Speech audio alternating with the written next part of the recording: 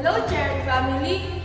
Kamusta po kayo? We pray na nasa mabuti po kayong kalagayan at patuloy na pinagpapala ng ating Panginoon. Tara, alamin natin ang mga exciting activities this week. Baka may mamiss ka, kaya stay tuned. Recharge your faith this Wednesday. Join us sa ating midweek service at prayer meeting from 5 p.m. hanggang 6:30 p.m. Hindi lang tayo mabubusog sa salita ng Diyos, may dinner fellowship pa pagkatapos. Kaya invite your family and see you there. Friday night is Bible School night. Join our online Bible School via Messenger from 8 p.m. hanggang 10 p.m. Kahit nasa bahay lang, sama-sama tayong matuto at lumago sa ating pananampalataya. Saturday is Mission Day. Magsisimula tayo sa visitation and Bible studies mula 9 a.m. hanggang 11 a.m. para sa mga members na kailangan bisitahin. At pagdating ng hapon, 2 p.m. hanggang 4 p.m.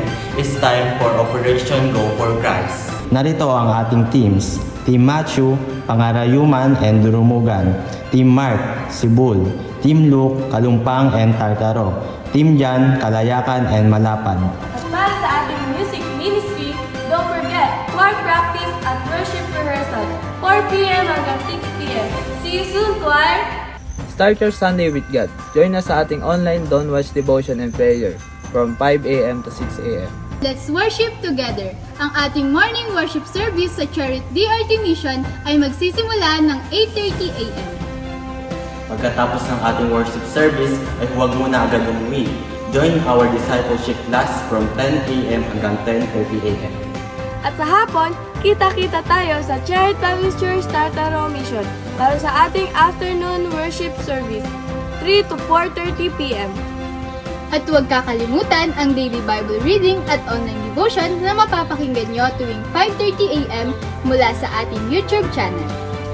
Nais mo ba magbigay ng special number para sa Panginoon? Huwag kang mahihiyang lumapit. We love to worship together with you. Gusto mo bang maging blessing sa mga bata? You can sponsor their Sunday breakfast and snack. Just approach me para ma-schedule kayo. Kung meron kayong gustong ipa-Bible study o ma-reach out, let me know. Together, let's bring more souls to Christ. Church, tandaan natin, Our mission doesn't stop inside the church.